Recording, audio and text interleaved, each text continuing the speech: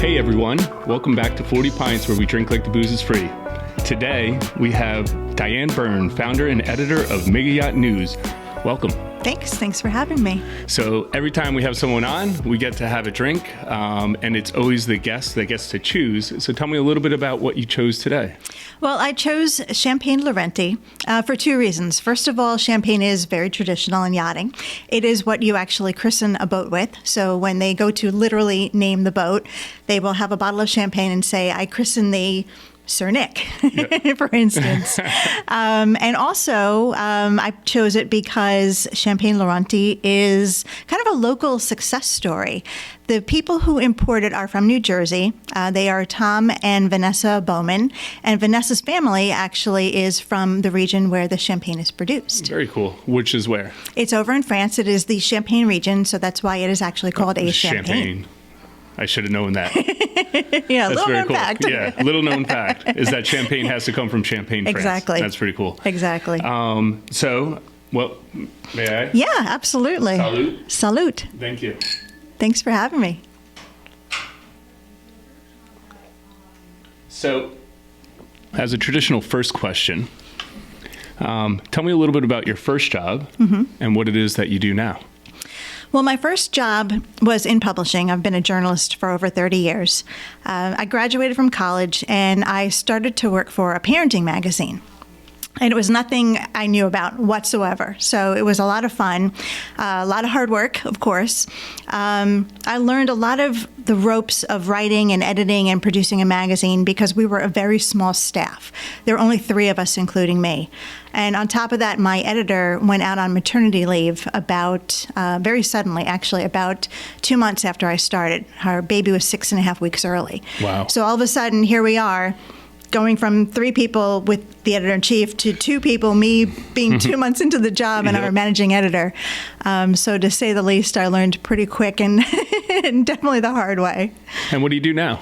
Now I run and manage Megayacht News, which is an online magazine all about luxury yachts. Very cool. So tell me a little bit about how you made that transition and your passion with yachts that you decided to go in this direction. Yeah, so when I was working at the parenting magazine, it was owned by a pretty big publishing company that had like about 100-odd titles.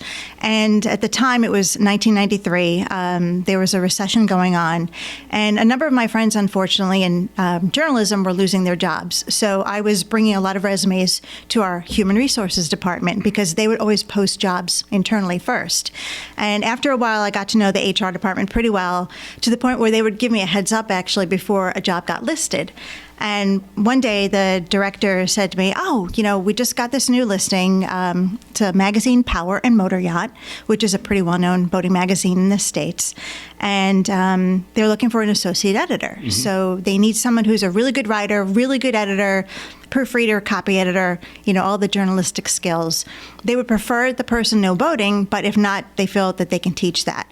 And I thought, that sounds pretty interesting. And I was actually starting to look, but I hadn't told them. And so when they said, do you know anybody? I said, yeah, me. That's awesome. Yeah, so that's how I interviewed. And long story short, I ended up working with them for 16 years. Wow. And then how did you transition into your own company? Well, I decided to start Megayacht News because in the 2000s, there was an explosion going on in the internet. Tons of great websites. Sure.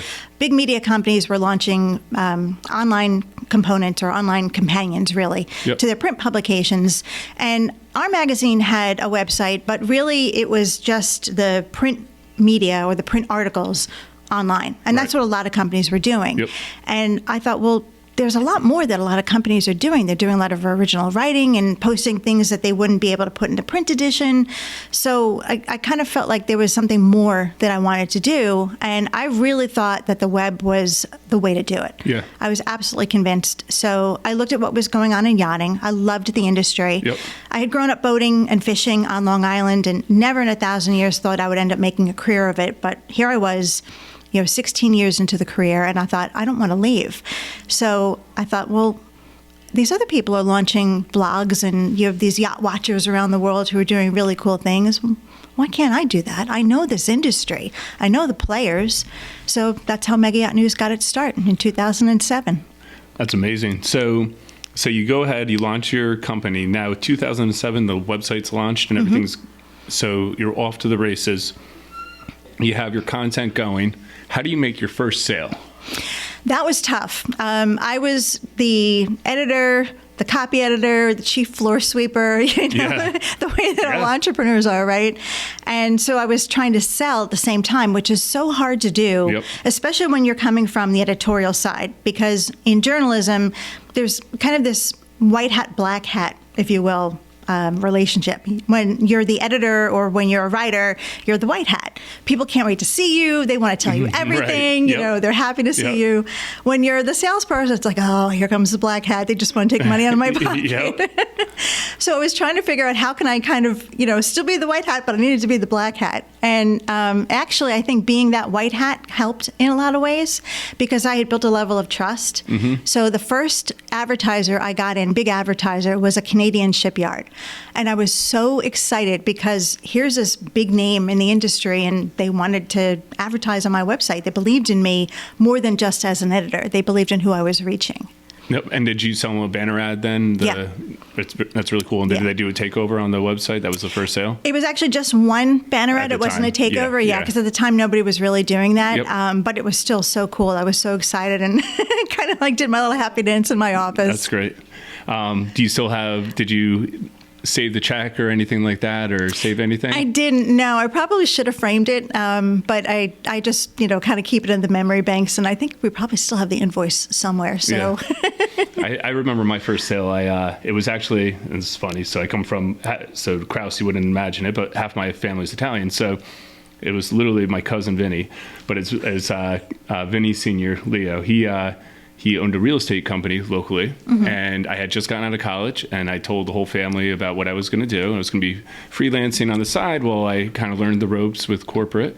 And he said, "Hey, Nick," and at the time, he's like, "We need a new logo and brochures," which, brochures back then were a big thing. And I went by his office, and I was nervous, and I went over the pricing with him, and he's like, "You got it, Nick." He's like, "Let's go ahead with it." And he goes, "Is this your first sale?" I go, "Yeah." And he takes a dollar bill out of his wallet and he writes, "To Nick, congrats on your first sale. Love, Vinny Leo." And I have it still framed in my office over there. Oh, that's awesome. Yeah. I love it. Yeah, it's like, it's a nice thing. I look at it every once in a while. I think of what that meant because it's a validation. Oh, 100%. Of what you're doing is actually real, right? Which a lot of young entrepreneurs. So tell me about that moment when you were thinking of doing it. And when I say that, starting the company. Right. Tell me about the people around you, the support, the lack of support. Tell me what was going on in your head and how that deliberation went. It was a roller coaster of emotions. It was 1 minute, my gut was like, you got to do this. This is the right thing to do.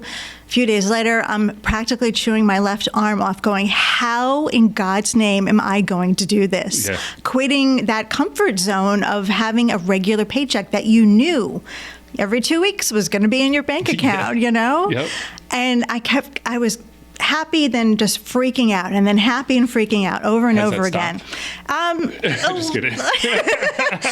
I still have freakouts every now and then, but they're not those huge jumps, right? You kind of roll with it a little bit easier at this point. There's always going to be something to worry about, right? Yeah. Especially when you're an entrepreneur. But I was really kind of trying to figure out, am I doing the right thing? And I was also a little freaked out about telling people because I didn't want to hear people say, "Are you crazy? Are you out of your mind? You have a good job." Because I kept thinking, I love my coworkers. Like I said, I'd been there for 16 years. That's like a family. You don't just leave that suddenly. And I kept thinking, I love working with them, but. And that word "but" just kept coming back to me. I want to do more. There's so much more I want to do.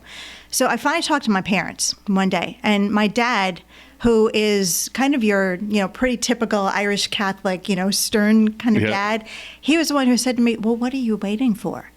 and it almost fell over. Wow, that's awesome. My dad was an entrepreneur also. He worked for IBM for a number of years. He worked for some really big companies, and he broke out on his own when my sister and I were in high school. And when you're a kid, you're not really conscious of how hard it is for your parents, I think. And in looking at it back now as an adult, I think, my dad went through all of that craziness. Yeah. So when I went to him and my mom and said, this is what I'm thinking of doing, he asked me just a couple of really quick questions, I think to see if my head was in the right place. And that's when he said, well, what are you waiting for? And I thought, if that's not validation, then I don't know what is. For sure. That's great. That's an amazing story. So I'm sure that being in the position you are, you actually get out on the yachts yourself. So tell me about one of your favorite yachting stories. Oh, gosh. There's so many fun ones. Give us a couple. The first big launch I ever attended was about maybe 10 or so years ago. There was a shipyard in Italy that invited a few journalists to come out for the big official celebration. Wow. And I'd seen 1,000,001 photos and videos and things, but it's a totally different thing when you're standing there and you're kind of, in a sense, participating in the whole celebration. So you see the owners come out and you see their family come out, and the mayor of the city was there. I mean, all these delegates and dignitaries were there. And it was this huge fanfare. And I just kept thinking, how neat that this is somebody's dream coming true. And I kept watching the owners during the whole thing, and they had this ear-to-ear grin on their face. And I had an ear-to-ear grin on my face, too, because I was having fun. Yeah. And I kind of kept trying to remind myself, you're here as a journalist. You need to be serious. And you just can't, because it's so much fun.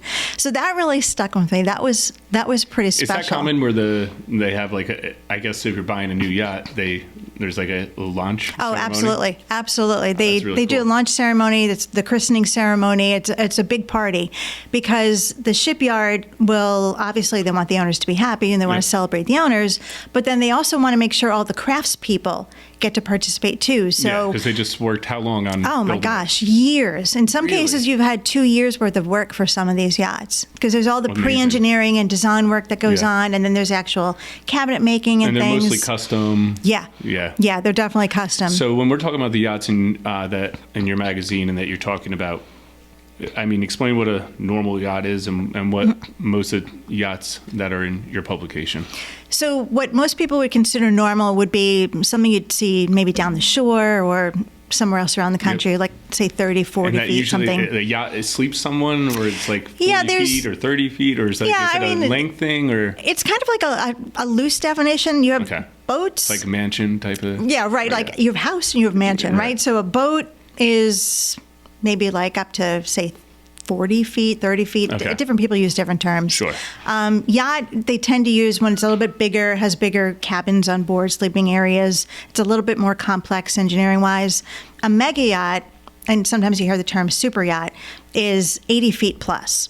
And that's actually a pretty standard definition that's been around since the 1980s.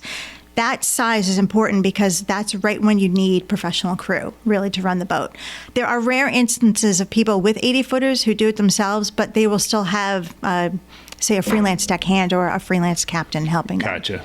So what's that like? They buy this beautiful, boat, yacht. Is it that easy to get a captain and a crew to come out?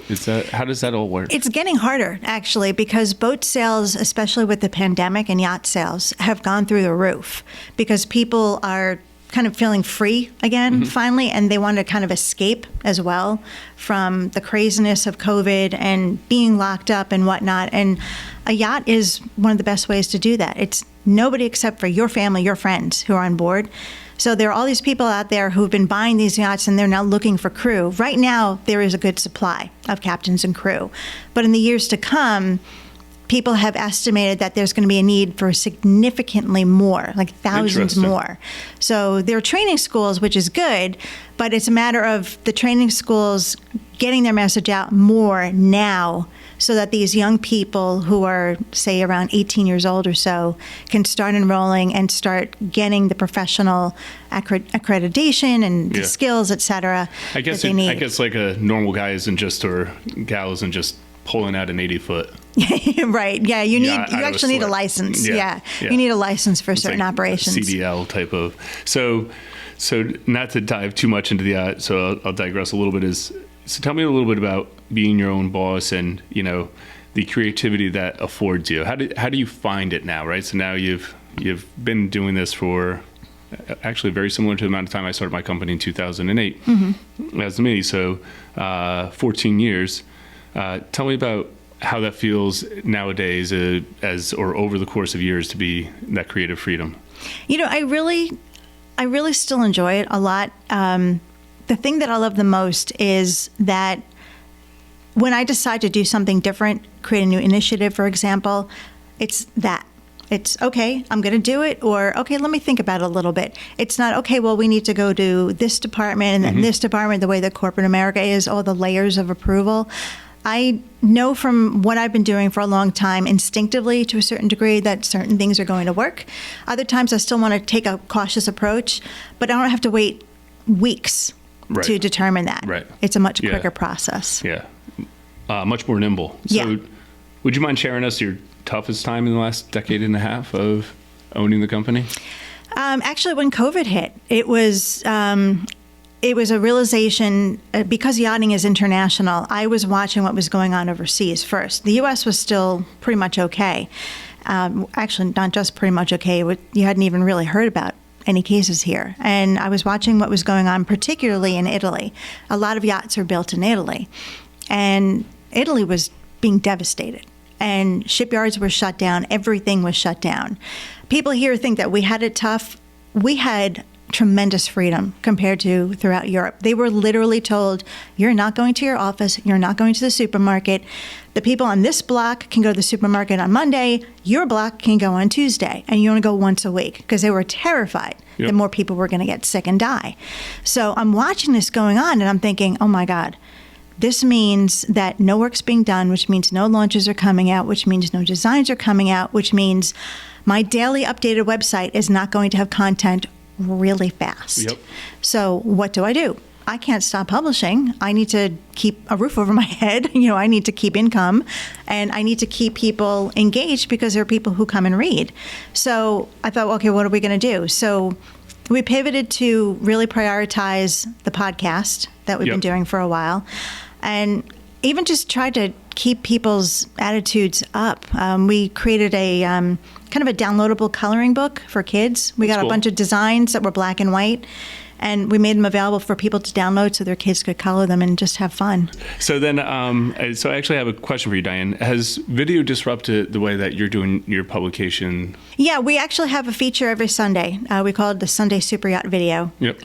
We've not been doing a lot of our own original video. We do more social media original video. It's really because the shipyards and the owners are hiring professional production crews to do videos. So we're not going to try to reinvent the wheel as far as that's concerned. Of course not, but it's actually been a phenomenal component. I love video. I think it's terrific. How is that content compared to engagement and traffic compared to the written word?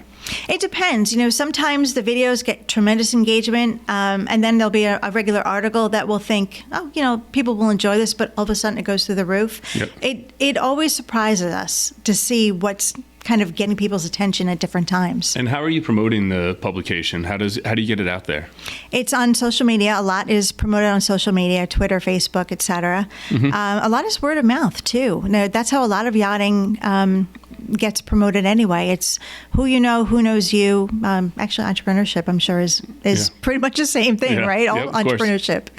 And if you look at the social media channels, and if I dig too deep here and you need your marketing person, let me know. But just really out of interest, out of the social media channels, what do you find for your target audience? Which channel performs the best? Facebook, definitely. And LinkedIn actually is coming on really strong. Both make sense. LinkedIn actually saw a huge increase. I can't remember the number.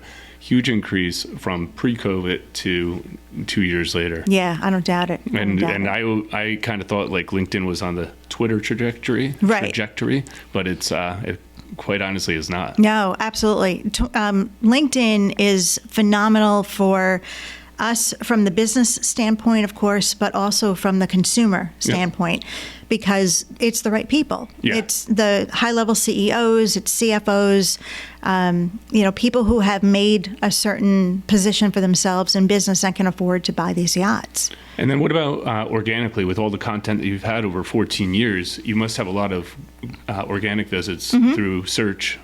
That performs, I'm sure, pretty well. Yeah, we're doing very well in SEO, which is nice. Yeah. And again, every now and then there'll be a story from years ago. There was one we did, 2011, I think it was, that every year or so suddenly just kind of pops up again. Right. It's a really famous yacht that somehow has gotten attention. That's funny. Now, that's kind of how it works, right? So how's it being a female in a male-dominated industry?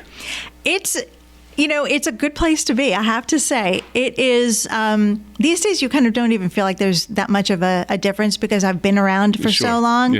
Yeah. But there are more women in terms of running shipyards who are designers, who are journalists, who are engineers. Even on the yachts, there are women captains. Some people probably are familiar with Below Deck, the show on Bravo. Captain Sandy has been a captain for a long time in yachting. She's very well known, very well respected. She's a rock star. We love her. So when you see people like that, you realize there's a lot more of us than there ever was before. So it's a good place to be. Yeah. That's cool. Yeah, sometimes it's a hidden strength, I would imagine, where, right? They always say, like, it'd be funny how you could perceive things to be a weakness, but it could be also a strength. So tell me a little bit about Redhead Inc. So Redhead Inc. was actually what I started first when I decided to leave the magazine. And that's the parent company now for Megayacht News. So I use Redhead Inc. to run Megayacht News, but I also do other projects through it. So I'll do freelance writing for a couple of the magazines, especially some overseas, because they know that I know the American market. And especially during COVID, they couldn't come over. Yep. I could move about pretty easily here. We also use Redhead Inc. I always say we because it's not just me. Sometimes I'm working with other, other professionals. Yep. But Redhead Inc. also will work with other creatives. So I work with graphic designers, art directors, things like that to do brochures for companies. Because again, they know that I know the business. They know that I know the industry. I can kind of craft a message in a way that they may not be able to if they don't have a big marketing department.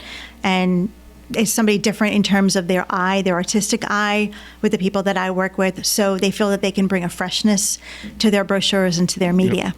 So how do you juggle, and I know you also do Stella and Dot, how do you juggle your focus? Because I don't think this is an uncommon thing. In fact, most of us are serial entrepreneurs. I also own properties.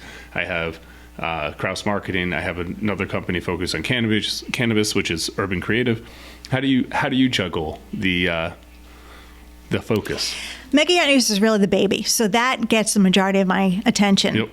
The Redhead Inc. aspect, the freelance writing really is just kind of ebbs and flows, which is fine by me because I can't compete with Megayacht News. So when, for instance, I go to a boat show and I've seen a yacht that I know I'm going to be featuring on Megayacht News, I'll think to myself, well, would Yachting Magazine want this? Would Ocean Magazine want this? Is there a good spin for them? So then I'll just pitch them on another story. The brochures or the content marketing, website copy, the other things that I can do through Redhead Inc., that kind of becomes a almost like a natural conversation. In the course of talking to people. They'll say, that's kind of cool. Yeah, it's nice. They'll say, hey, do you know somebody, or could you even do it for us? Yeah. And they know that I'm not going to be putting my name on it. They just want somebody who knows the industry, who knows their brand, so I can help them craft the message. So one of the big things that small business owners, they struggle with are the next lead, not only the next sale, but first the next lead. So we talked a little bit about Redhead Inc. and now you're getting, it's actually phenomenal, but the baby, Megayacht News, like what's the main source of leads for Megayacht? For the readership, it's actually a lot of organic traffic, which is great. We do have a nice, loyal audience, too. We do a survey, actually, every year to see where we stand and what people want to read. And really, that survey actually informs us as to what we should be doing different, too. Should we stay on certain paths? Should we add more? you always want to make sure that you understand the mindset of who you're trying to reach. Mm-hmm. I learned when I worked at Power and Motor Yacht, we had a phenomenal research department.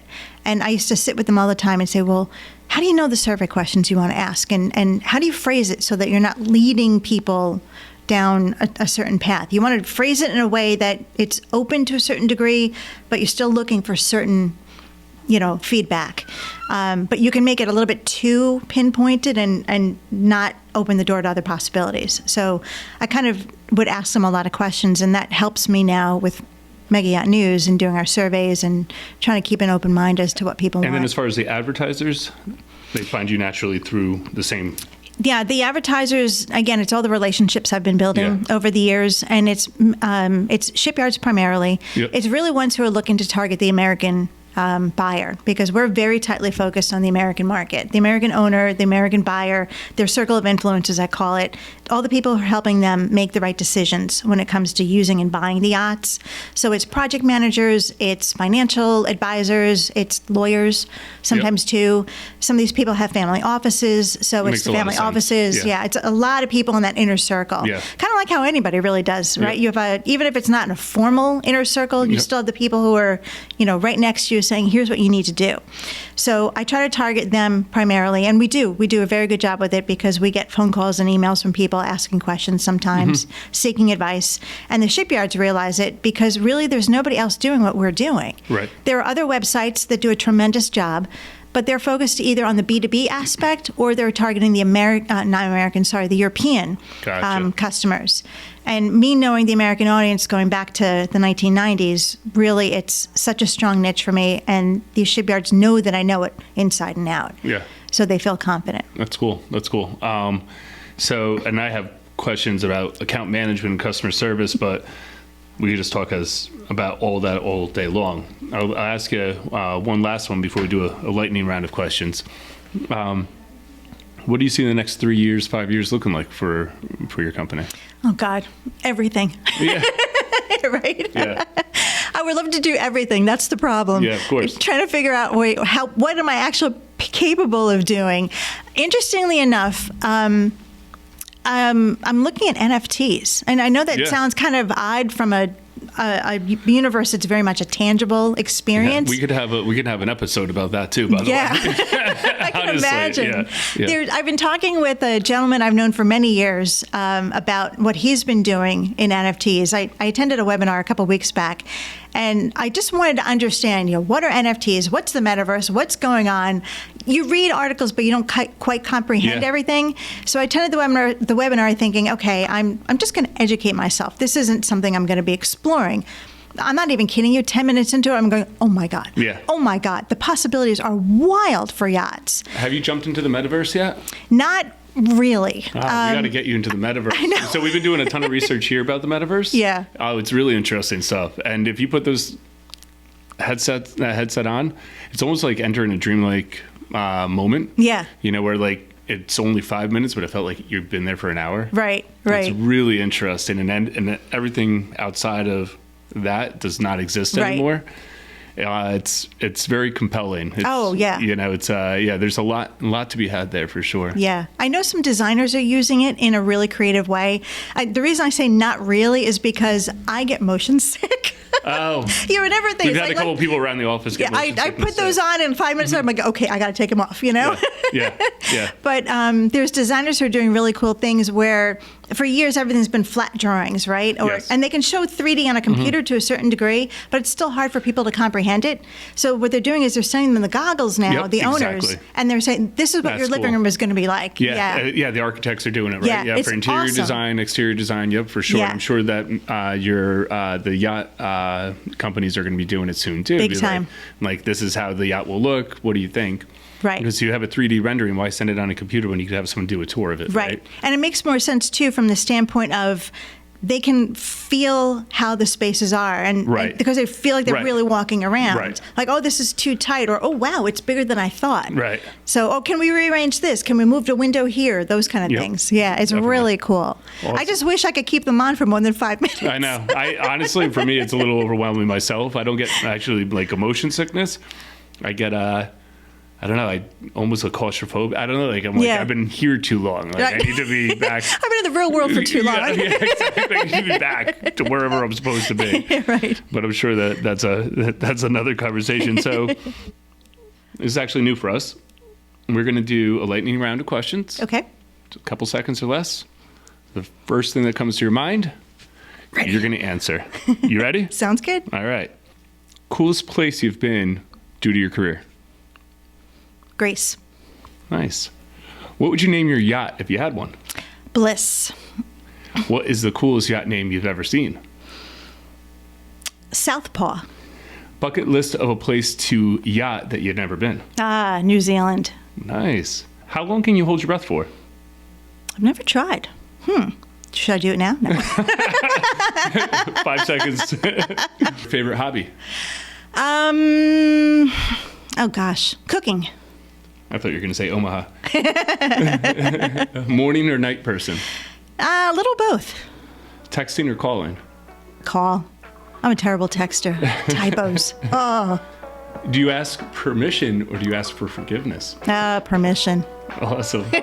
Well, Diane, I really do appreciate it. That was great to have you on. And I hope to talk to you again soon. Sounds great. Thanks for having me. Definitely.